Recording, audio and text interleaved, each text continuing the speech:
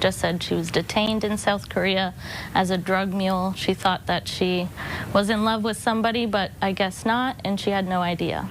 She had 3 babies with Normand and then a 4th with another man. As it turned out, that second donor, unbeknownst to her, was one of Normand's sons. Family is now made up of children who are both half-siblings and nieces and nephews, aunts and uncles. When I just came around here, it smelled like sewer. How strong is it? Strong enough for me to recognize it. You are listening to Keep Canada Weird. Handsome Aaron Airport. We've had a week off, which is unusual for us, but we're back tonight with episode 206 of Keep Canada Weird, our weekly weird news roundup where we celebrate all the unusual things that, in this case, happened over the past 2 weeks. But before we get into them, let me ask you... Oh, Ken Tiggs opening the episode. Welcome, Ken Tiggs. Let me ask you, not Ken Tiggs, how you doing tonight? Oh, I'm doing good. Just listening to my boy howl at the moon back here because he's in a mood tonight. So we all are, Ken Tiggs. I feel it too, buddy. Yeah. It's tough for me. I've been on vacation. I mentioned last week that I was away on a retreat for people who are having hard times with their co-hosts. I feel way better now. I'm refreshed. I'm renewed. I've been in Mexico, and I've never gone there before. I've never done the all-inclusive vacation sort of thing. This is the first time in my life, and I got to tell you, the all-inclusive life is the life for me. But coming back to a snowstorm in Nova Scotia, oh man, this is like the Monday to end all Mondays that's been going on for days now. Yeah, that'll teach you to come back here. You should have stayed. I know. I'm okay though. I got it good, and I got a good drink in my hand that is going to propel us through this night. Let's start, as we always do, with our special drinks. You and I have aligned our special drink schedules as a result of Cove Soda's generosity. Yeah. We're having the same special drink. Do you want to introduce it, or should I? Well, this is part of our Cove collection that we have now, as we were sent a lot of lovely free product by Cove Soda. And we have both the same flavor, the rainbow sherbet flavor. And this is one of my favorite out of all the flavors. I've had a few of them, but I haven't had one today. Let's crack them open at the same time. Yeah, I haven't tried this one yet. Mine is dented, though. Do you think that's going to spoil the experience? No, I think it just feels a little lived in, like an old an old baseball glove. Let's take a sip. Oh, it smells good. Oh, it is. See, this flavor is so sweet. It's not for everyone because it's so sweet. Whoa, yeah. I'm getting hints of cherry, hints of grape, maybe even some orange in there. It's just like a fruit explosion of deliciousness. What's the candy? Starburst? Yeah, I could see a little bit of Starburst. I love that stuff. Yeah, it reminds me of a Starburst candy. Yeah. And it's not only us that are enjoying a rainbow sherbet tonight. We've asked Keep Canada Weird correspondents to share with us their special drink. We have a listener named Christina, whose special drink tonight is also a Cove rainbow sherbet. Hi, Jordan and Aaron. This is Christina calling in from Schenectady, New York. If you have issues saying Schenectady, just think skin, neck, titty. Schenectady. I am so glad the Cove Soda boycott is over because at my local Target here in Glenville, which is in Schenectady, we have Cove Sodas. And I've been eyeing these bad boys for a while, and hearing you talk so highly about them every week made me stop by after work and buy a 12-can pack. I figured this was more cost-effective than buying them for $2.50 each. I got 12 cans for $20 plus tax. So I'm just going to rip this box open and see which flavor is here first, which is the rainbow sherbet. I see what you mean by these beautiful designs on the cans. So without further ado, here is my first try out of Cove Soda. Oh my God. It went everywhere because I was carrying it. Okay, hold on. I just got a little bit on me. Let's see. Freaking delicious. Oh, that is so good. It's like drinking a popsicle. Oh, delicious. 10 out of 10 from me. I give it a 10 out of 10 as well. I never thought we'd hear from someone from Skin Neck Titty. Yeah. I've heard of dildo Newfoundland, but I haven't heard of skin neck titty New York. And is it ironic that there was like a bit of a wet t-shirt moment in there too? It sounds like her pop was maybe a little shook up. That happens. Yeah, Christina really, started the night off interesting, I guess. But people are probably thinking like all these guys do is promote Cove Soda. That's not true. We'll hear both sides of the coin. I actually got some Cove Soda criticism mail. I just want to play that now just to kind of balance out the celebration of Cove Soda with the darker side of things. Holly, a correspondent of Keep Canada Weird, has an issue with Cove's pricing. Hey guys, my name is Holly and I'm calling from a small town in Ontario. I am a new listener, but I've heard the whole Cove Soda debacle. And I was in Costco yesterday in Niagara Falls and noticed that Cove Soda 24 packs are in Costco. But I can't afford it. It's $30. $30 for a case of 24 Cove Soda? Are you kidding? I remember when I could buy a 12-pack of Pepsi or Coke for $1.99 when I was younger. Anyways, I would love to try Cove Soda too, but I don't know. I can't buy a 24-pack for $30. Ouch. I get that times are tough, but I feel like a 24-pack of a boutique brand soda for $30, that's just a little over $1 a can. I think that's a good deal. I think what she could do, buy the 24-pack, keep 12 for herself, and sell the other 12 on like Facebook Marketplace, $2 a can. sure. Is that something that Cove would want, though? Like a black market? Yeah. Is that something that they would I don't frown think they upon? give a crap. It's fair game. So you go out on your front lawn, instead of a lemonade stand, you'd have a Cove Soda stand. Yeah. And in the summertime especially, you do great. Not so good in the winter, I don't think. No, that may be a problem in the winter, but yeah. Anyway, Holly, if you go to thecanadiangothic.com/contact and fill out the form, since your voice was aired on the show, you will get a swag pack. I can't guarantee I'll stick a pop in there for you, though. Well, here's what you should do is you left your voicemail, so you're going to get a swag pack as long as you reach out with your address and such. So you take the swag pack with the stickers and the Keep Canada Weird merchandise, and you sell that on eBay instead. Get a bunch of money from that. A ton of money, yeah. Yeah, and then buy yourself a 24-pack of Cove Soda with the money you got from selling your KCW swag pack. Yeah, deal. We've talked a lot about Cove, which is in a way revisiting something we've talked about during prior episodes. We're going to do it again with our first story of the night.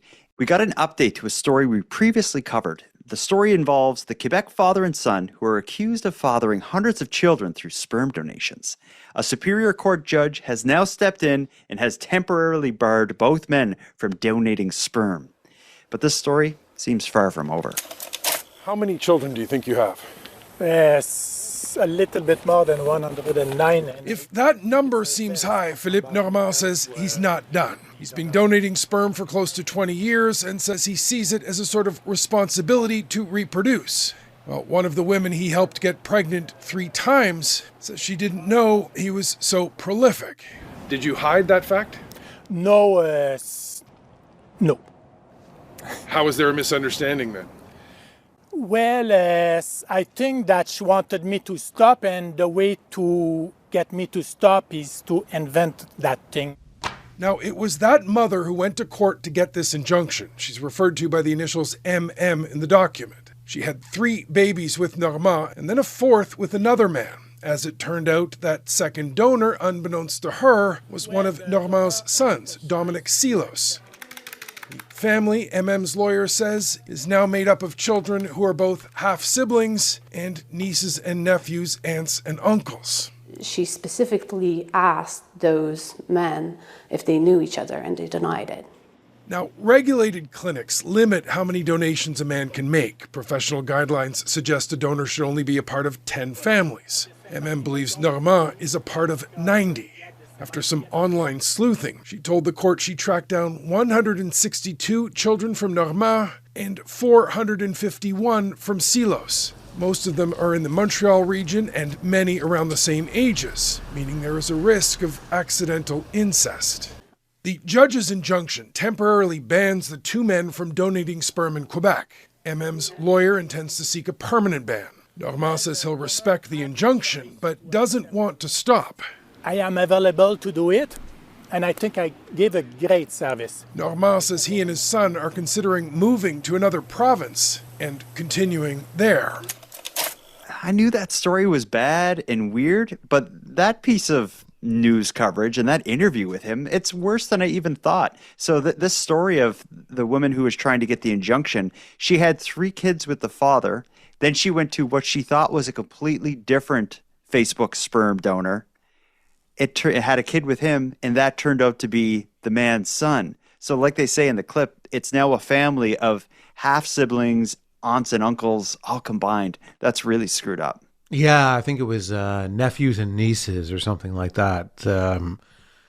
Siblings and I don't know. It's so confusing. But if there's 4 kids, they're all half siblings because they got the same mom, but 3 of them would be aunts and uncles to the one niece because there was one kid with his son, which is just not normal. And if she did ask them and they said they didn't know each other, I feel like she could, go after more than an injunction to prevent them from doing this. Yeah. And yeah, the whole thing is just so friggin' weird.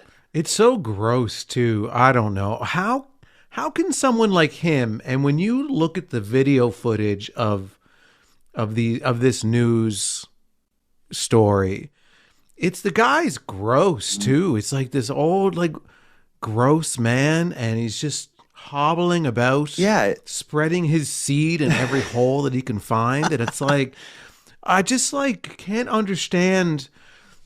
He can't be the only person on Facebook offering up sperm. Yeah.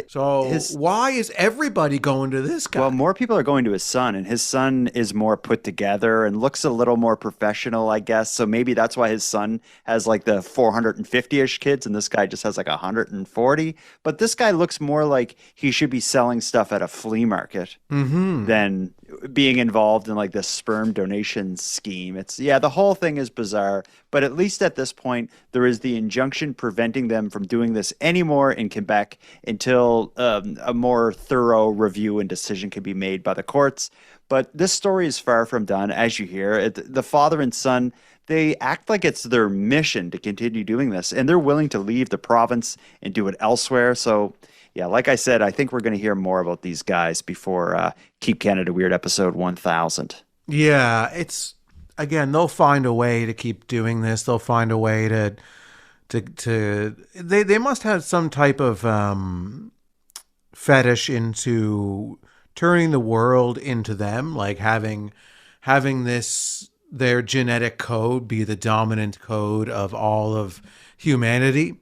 It seems I can't really understand any other motive as to why they would want to do this. But I still can't understand that there's enough people willing to get unregulated sperm from other people on Facebook. These guys have a waiting list for their sperm. They can't produce enough of it to keep up with the demand for their sperm. And they have repeat customers. That also blew my mind in this story now. This woman went back 3 times. Can I have some more? But of course you can. It is a bizarre, almost absurd thing. And it is, like you said, it is yucky. So let's move away from it. Let's take our first break. And when we get back, we'll begin our first segment of this week's Weird Canadian News Stories. And this is an interesting one. We've never done this before. We're going to hear a duo of stories that relate in one way or another to international borders. So after this short break, we'll talk international borders.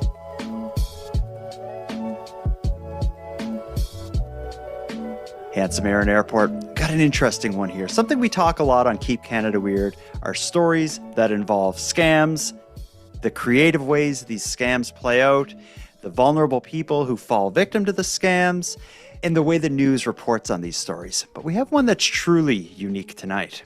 A Metro Vancouver woman is sitting in a South Korean jail after allegedly being caught with 4 kilograms of methamphetamines. But her family says she is no drug dealer, and she had no idea what was inside her suitcase.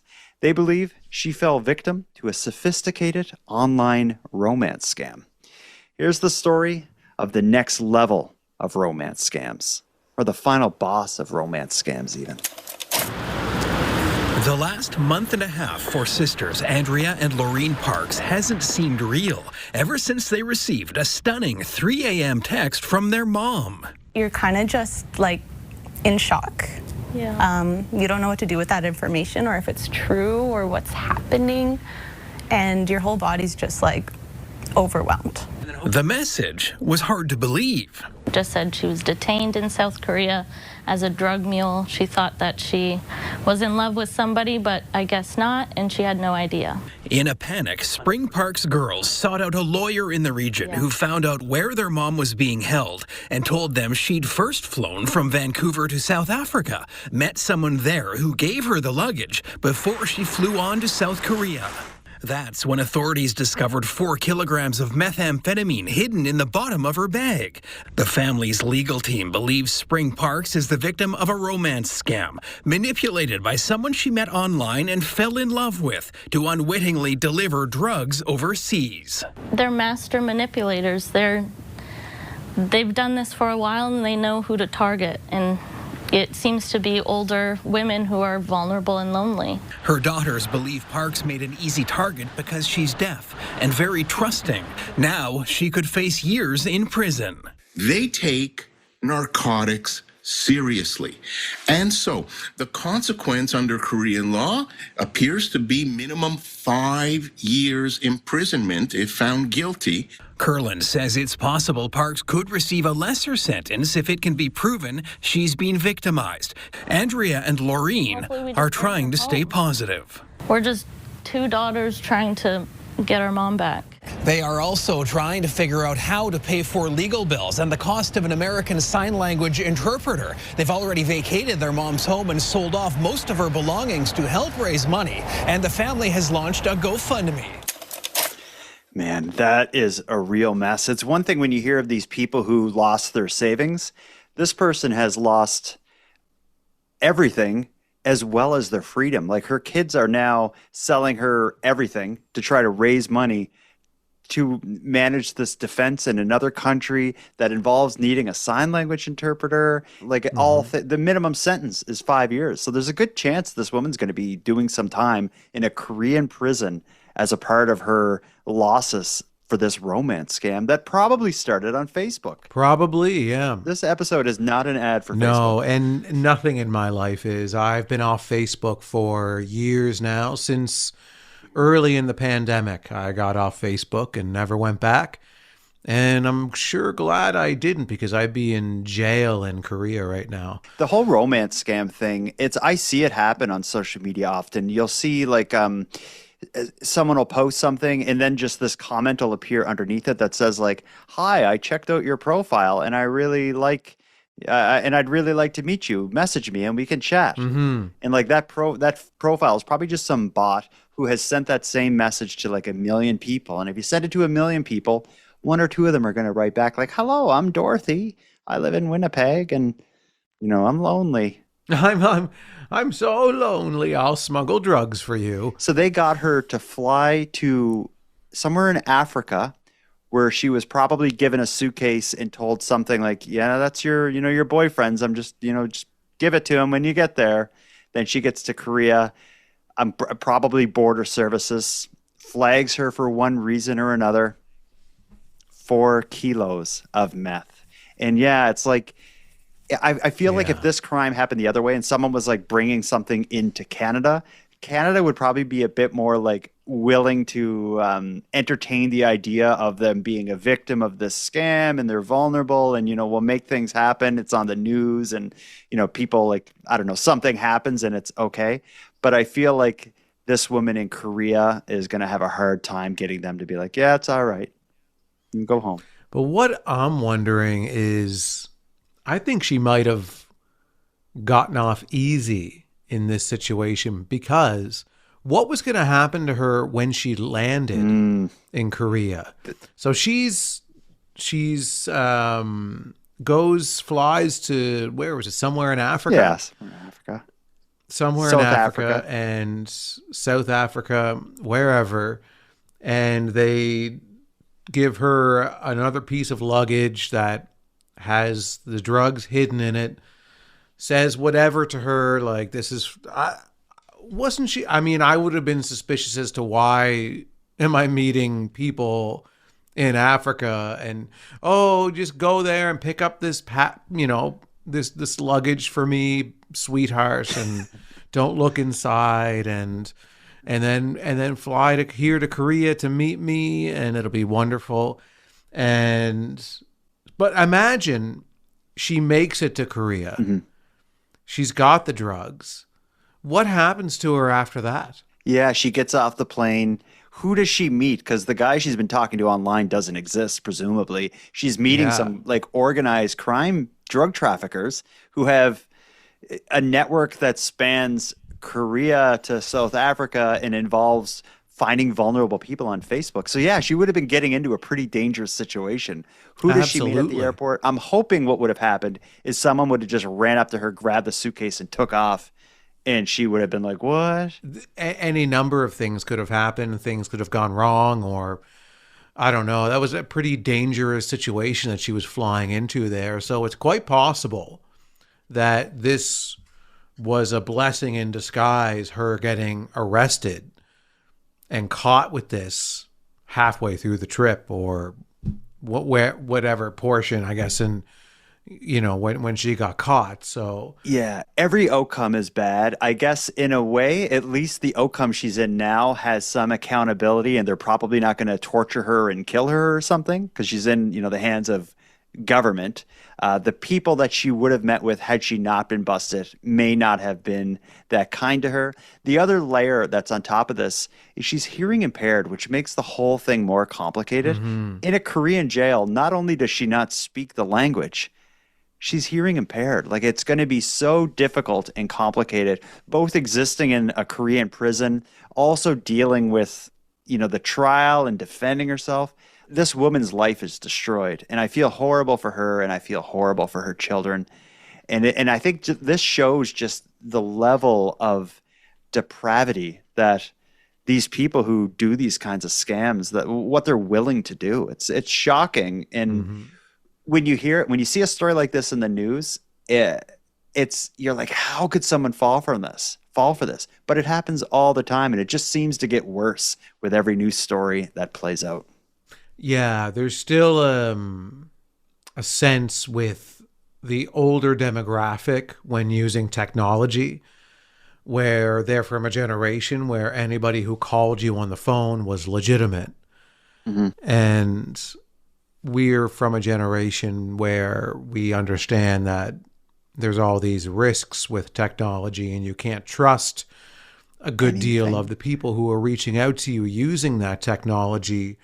Whereas somebody who's in their 70s or, their 80s or whatever is not going to have that same wherewithal to understand all of the dangers that are lurking around the corners on the internet. Yeah. And I hate to talk about AI ever, because the topic is just so dystopian to me. But there was also a time very recently where generally you could sense a scam because it would have the language was bad, and it was obvious that whoever was writing you didn't have a firm grasp on the English language.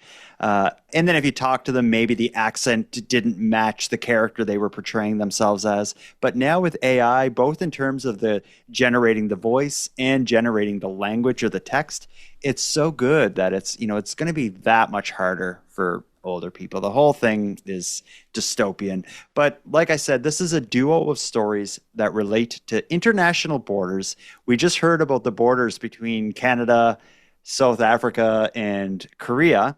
Let's try a different border here, perhaps an even more contentious border.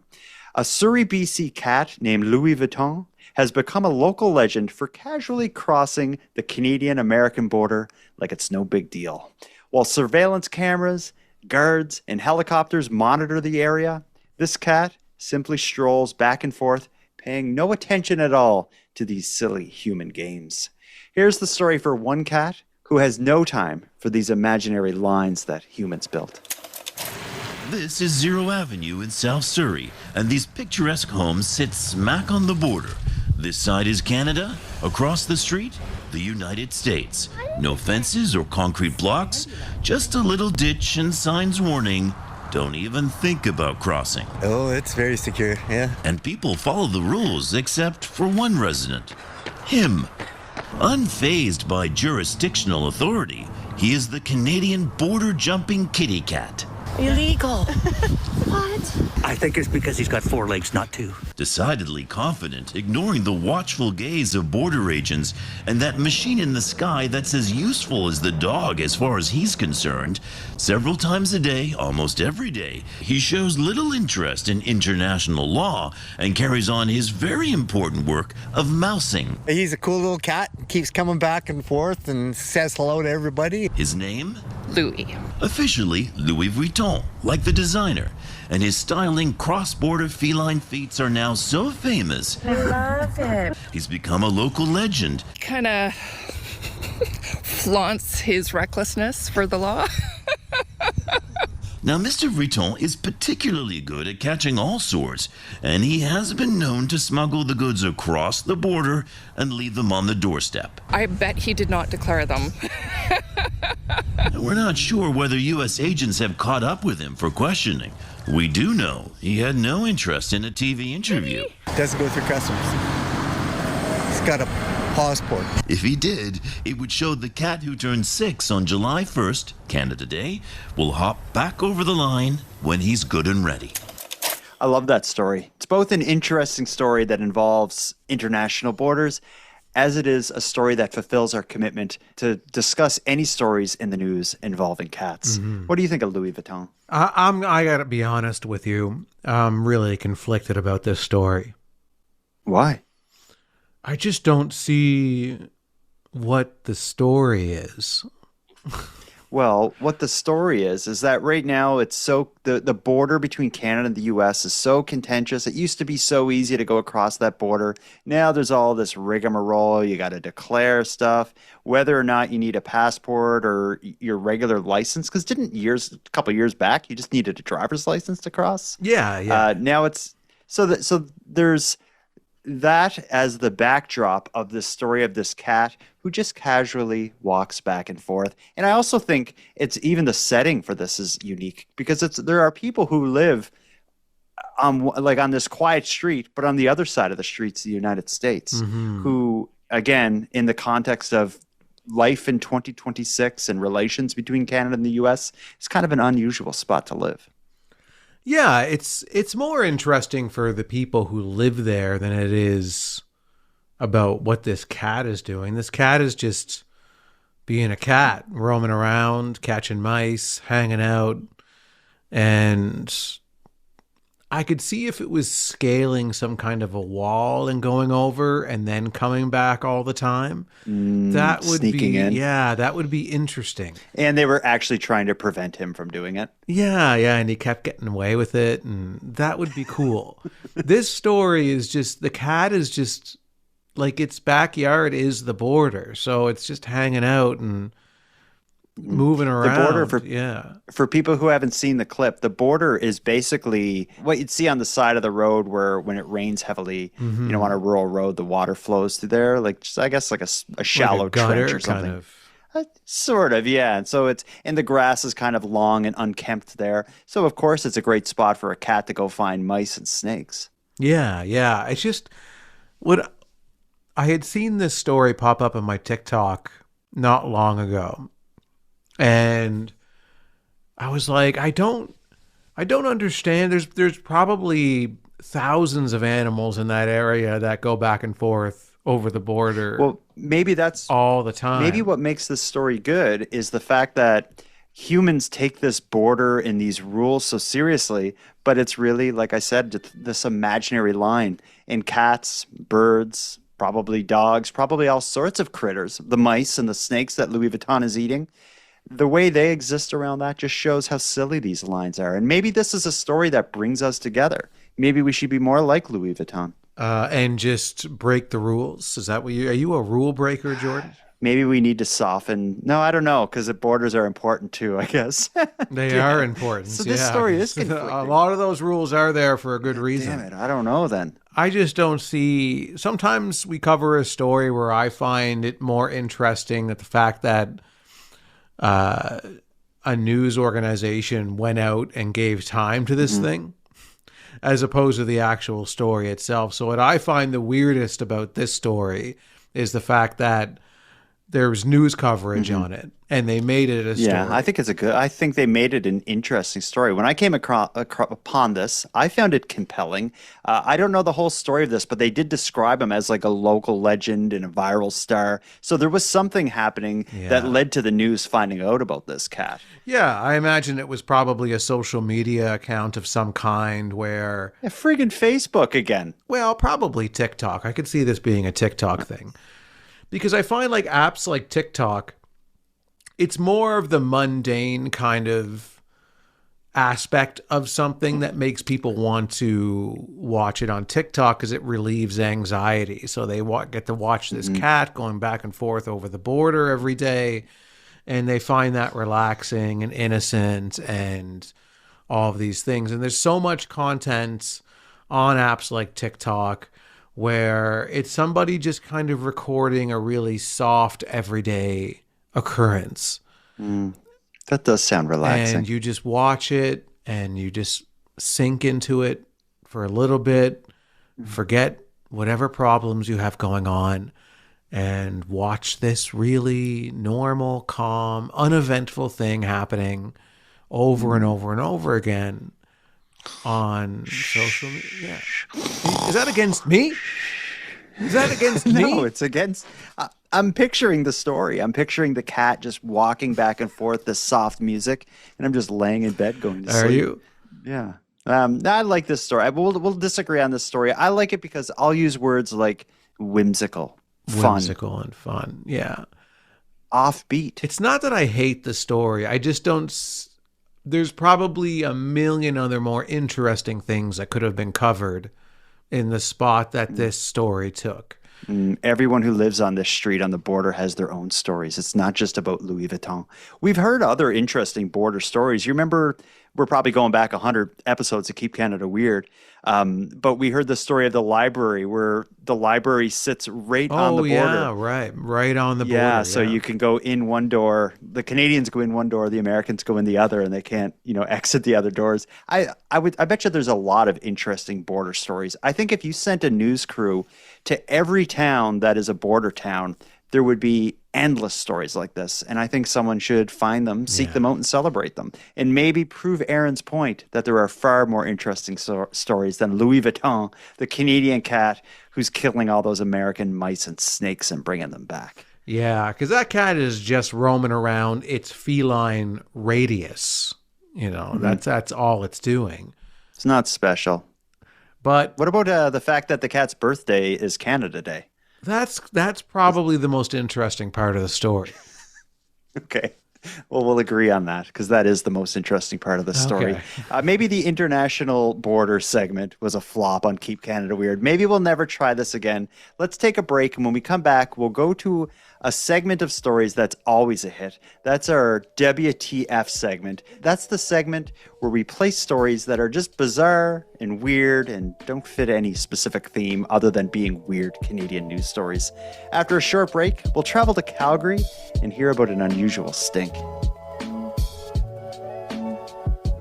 Handsome Aaron Airport, let's open our WTF segment with a listener voicemail. Do you remember a few weeks back, we heard the story of the hockey arena in Ottawa who sent the email to all the season ticket holders asking them to get showers before they came down to the hockey game? That led to a big discussion between yourself, myself, and the Keep Canada Weird correspondents about how to manage stinky people in public places. I'm sure you remember all this, but we have a listener named Nicole who has some thoughts on stinky people in public spaces. And Nicole also presents a bit of a solution. Hi, this is Nicole from Montana. Sorry about the cat in the background here. So I wanted to give some perspective on the dilemma as far as people's body odor with public spaces. I think we should probably institute a similar system like they had when people smoked all the time in public spaces. Instead of a smoking, non-smoking section, we can have a stinking, non-stinking section. You could probably do it subtly as, the waitress or, someone who's putting someone in the right spot in the public space. But I do want to make sure that people who are non-stinking have the right to breathe clean air, but people who are stinking and choose to make that decision are allowed still access to these public spaces. Thanks so much. Love the show. I like that approach. Very inclusive. Everyone gets in, but you just have a little bit of a divider there, much like smoking and non-smoking, which was such an unusual time. I'm sure there are people out there listening to us who still have smoking, non-smoking stuff in their communities, because I know some parts of the U.S. especially, I think, have different kind of rules on smoking in public. Here in Canada now, it seems like you can't smoke anywhere. No. But there was a time in our lives where you would go to McDonald's and it had a smoking and a non-smoking section. Yeah, I miss those little tinfoil ashtrays. They used to be on the tables at the fast food restaurants. I also remember the time where we started to get, and this may be unique to Nova Scotia, but we started to get these kind of bylaws coming in as they were slowly making smoking in public places prohibited. And for a little while there was this kind of, I think the bylaw was you could only have smoking inside a public place if the area where people were smoking had a completely separate ventilation system than the rest of the store. And that led to this like 2 or 3 year period where all these fast food joints and coffee shops were getting like what looked like cigarette aquariums. They would get like a plexiglass little room that had its own ventilation. So you would go in Tim Hortons and there'd just be like a plastic box with like 5 people sitting in it smoking. It was such a weird time. It was kind of like COVID. Yeah, kind of. I remember the giant ashtray benches in the Mayflower Mall.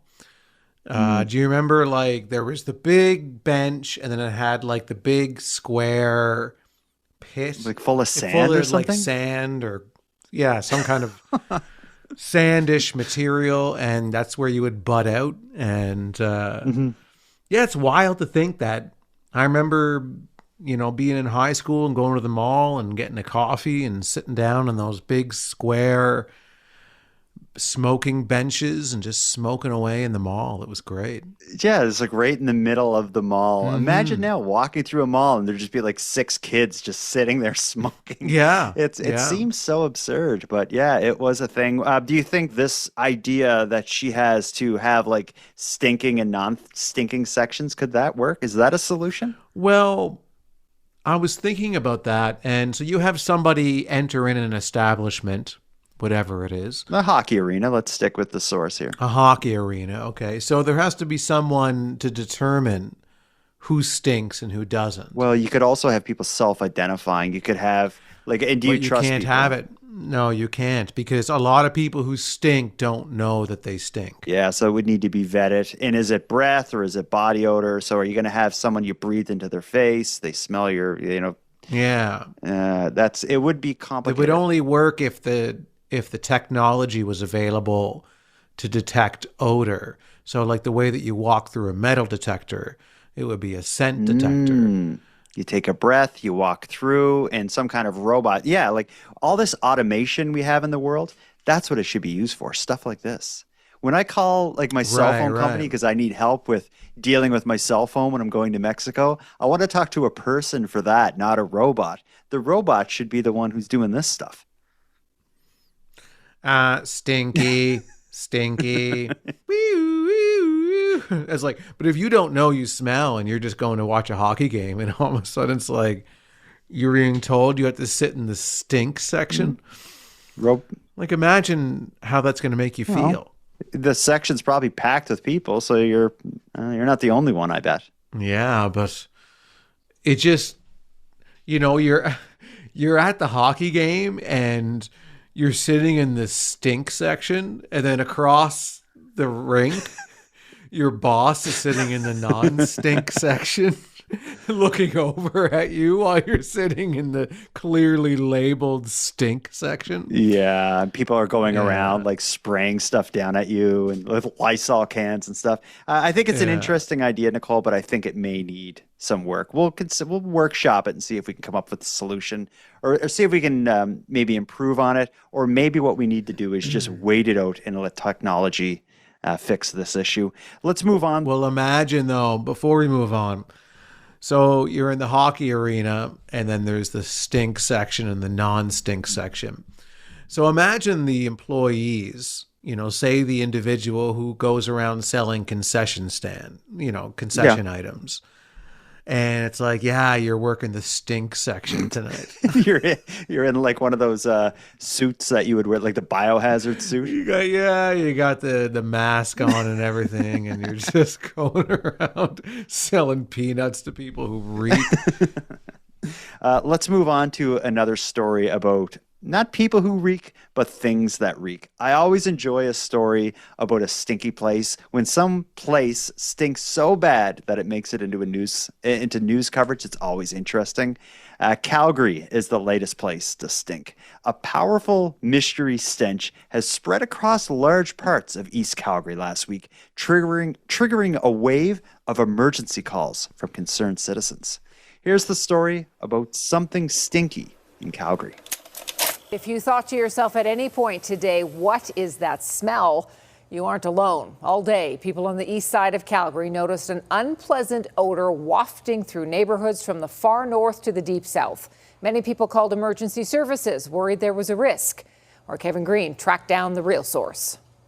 Fire crews were kept hopping Wednesday morning, responding to calls about gas leaks. Many of those calls came from schools, like this one at St. Hubert in northeast Calgary, as a powerful stench blanketed the area. Kind of propane, kind of gas smell. Yeah. Is it strong? Yeah, it's in waves. Yeah. Yeah, it does. It does smell like a little bit like a gas. Durian fruit. Well, it's not durian, but it is organic. The smell comes from the runoff ponds at Calgary International Airport. Is the compounds they use to de-ice when that runoff is collected into retention ponds around the airport.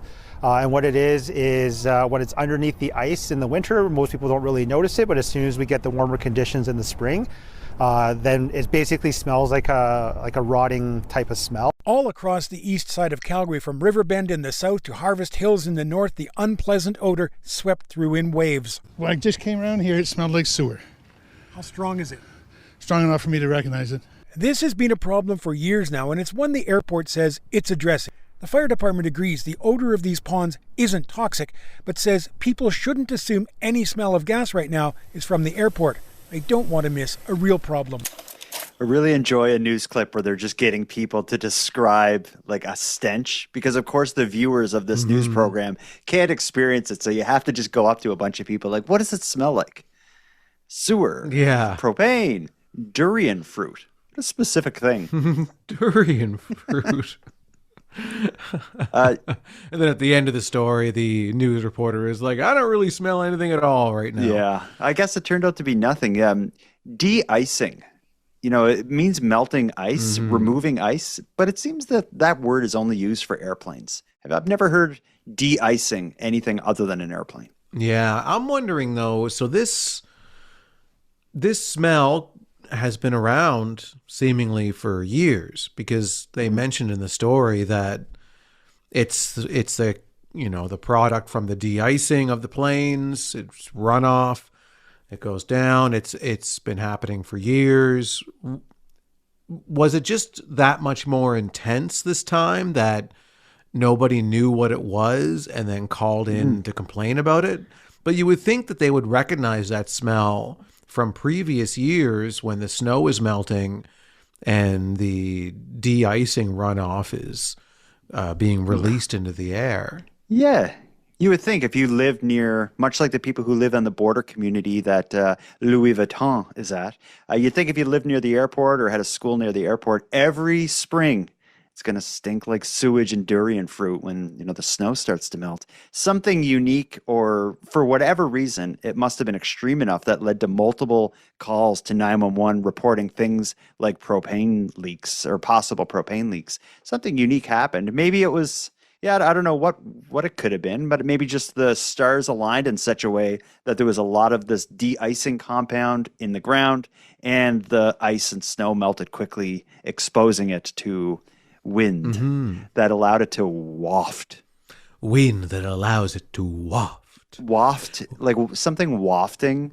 That's another, like de-icing is a term for planes. Wafting is a term for stink. Can anything else like be wafting? Just it's the movement of stink is what wafting. Yeah, I guess it's hard to describe it in any other ways other than it's like wafting in. It just wafts on top of you. I don't know what this de-icing compound is. I just assumed it was like salt water, because that's what you melt ice with on your driveway and most other public places. Couldn't they just spray like salt water on a plane? Maybe there's a reason they don't do that. It could damage the paint or something.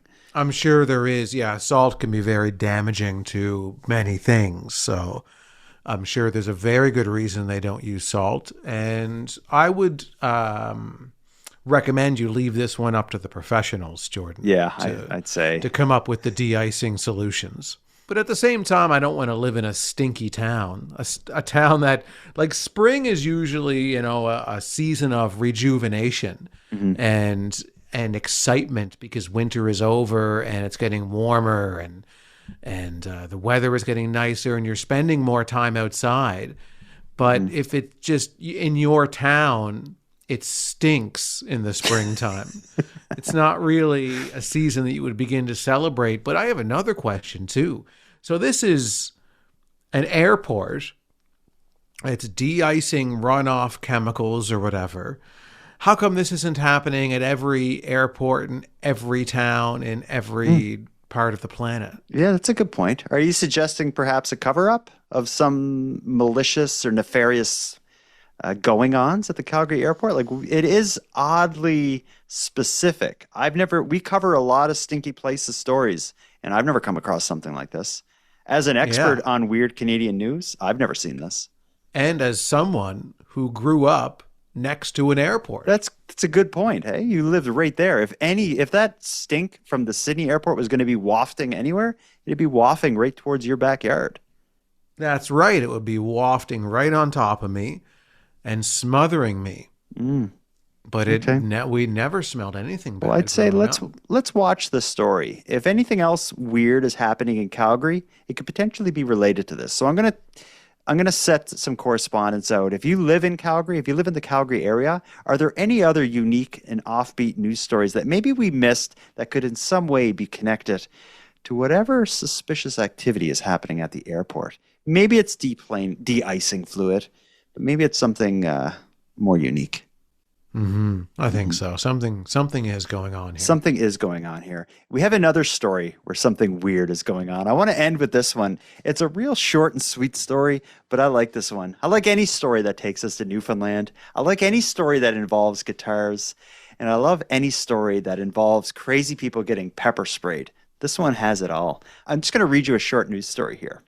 A man is in custody after a bizarre confrontation with police in St. John's, Newfoundland. Officers were called to a disturbance at a home in the city's West End around 8 p.m. on March 20th. When police arrived, they encountered a 42-year-old man at the scene, and things escalated quickly. As officers attempted to arrest him, the man allegedly grabbed a guitar and began swinging it like a baseball bat at police. Officers were able to bring the situation under control using a taser. The man remains in custody and is expected to appear in court, where he'll quite literally have to face the music.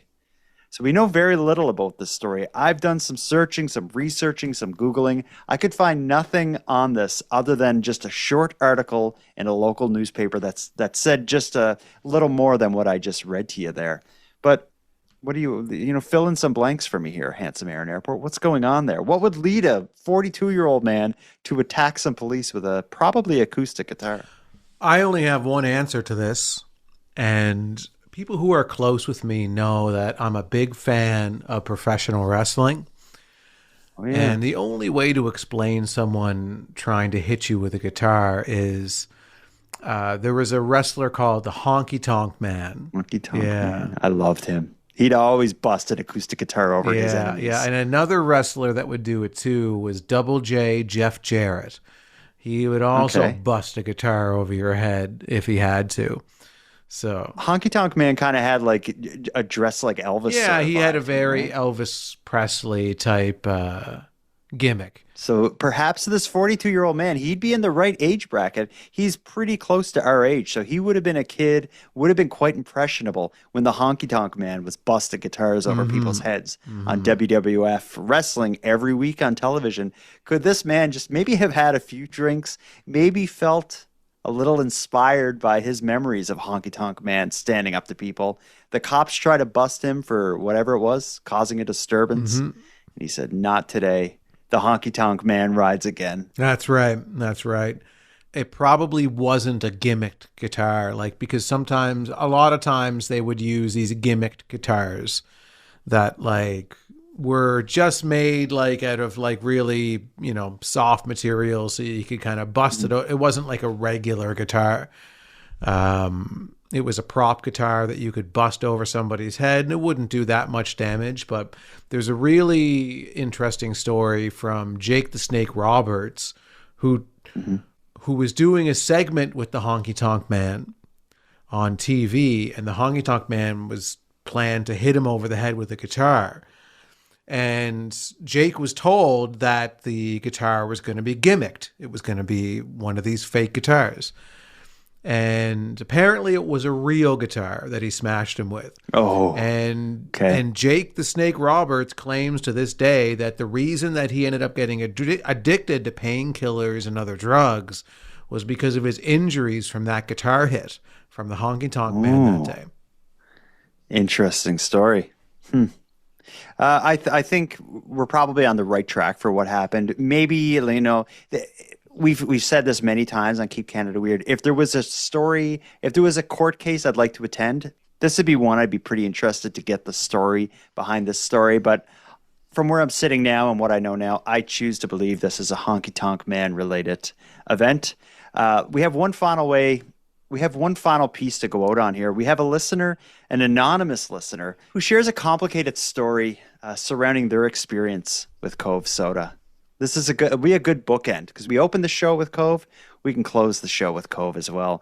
This is a voicemail from an anonymous listener whose brother hijacked her attempt to try Cove Soda. Okay, guys, so I was really excited to try my first Cove Soda this past weekend. My brother bought me a Cove Soda from the Target where he lives, and it was the Smurf Berry one. I've never had a Cove Soda. I asked him to buy two so that we could try them together. So a week later, we went to go run a 48-hour race together. He meets me, we pile all our stuff in the car, and all of a sudden I remember the Smurf Berry Cove Soda, and I'm excited. And I said, "Oh, hey, did you?" And he goes, yeah, so I accidentally drank both of them. They were really good. And I was like, are you kidding me? I was so excited to try that drink, and now I have to go to Target at some point and try to find a new one to try. So anyway, got my 100 miles in without my new Cove Soda. Brothers are the worst. I wonder why she decided to stay anonymous for that voicemail.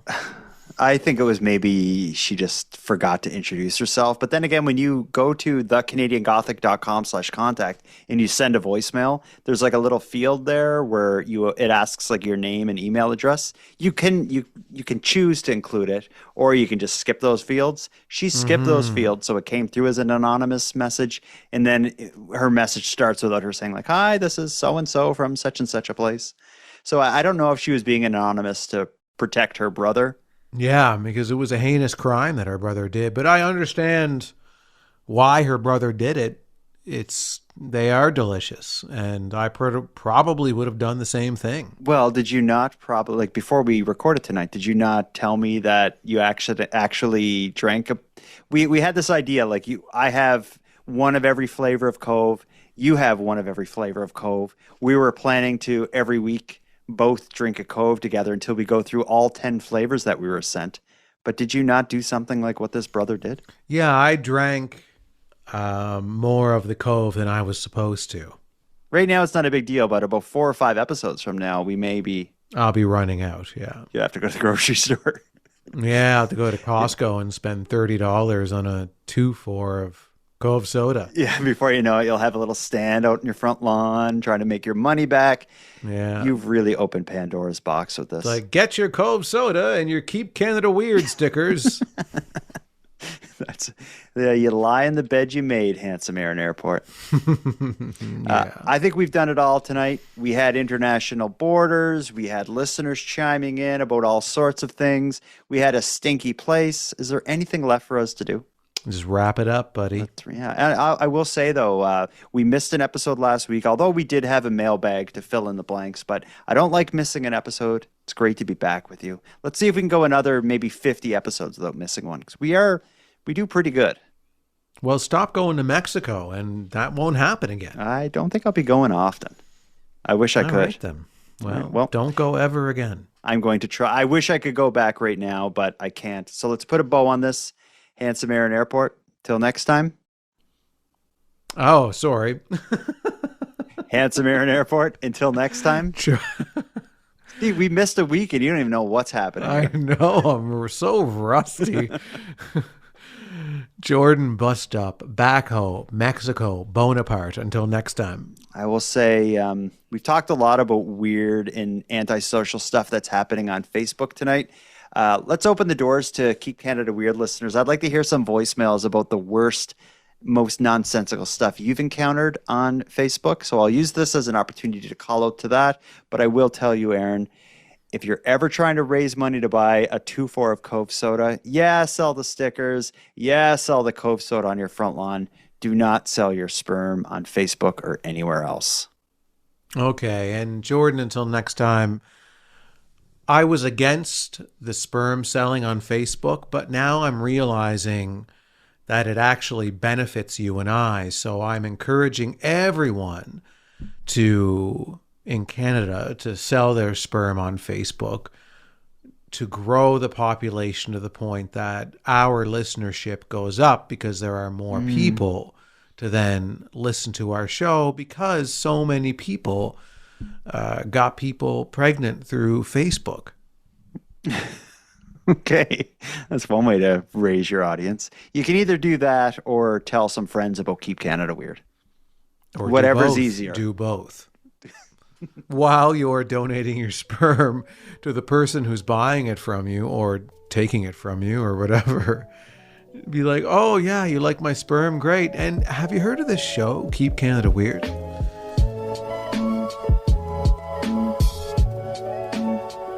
I want to thank you for helping Aaron and I fulfill our mission to keep Canada weird. Now, if any one of you listening want to get more involved in what we're doing, we need all the correspondence we can get. So if something weird happens in your area, or if you have any thoughts on anything we discussed tonight, let us know about it. The best way to reach us is by using the voice recorder that can be found at thecanadiangothic.com/contact. Now, I'm going to start wrapping up the episode, but before we part, let us thank a few people. First of all, Aaron and I want to give a big thank you to all the correspondents who contributed to this episode. If your voice message was aired on the show, go back to thecanadiangothic.com/contact and fill out the form to claim your swag pack and Keep Canada Weird badge. We'll happily get it right out to you. Next, a big shout out to Unicole for the intro and outro voiceovers, and Monty Data, who provides the outro version of O Canada that you're about to hear. And then lastly, but most importantly, we have a massive thank you to every one of you listening, as without your interest and your support, this work would be impossible. And for any one of you out there who want to support the show financially and get more out of the show at the same time, please consider the premium feed. Our premium feed subscription costs just a couple bucks a month, and that money will fund the creation of new episodes. But the premium feed will also give you those episodes early, give them to you ad-free, and give you access to a full back catalog of Keep Canada Weird episodes and bonuses. You can go premium at thecanadiangothic.com/subscribe. And even if the premium feed isn't for you, you can still support the show by simply sharing episodes on social media. That's free, and it's a big help. So until next time, take care of each other, hug your loved ones tight, and please keep Canada weird. And keep Canada weird. Please keep Canada weird.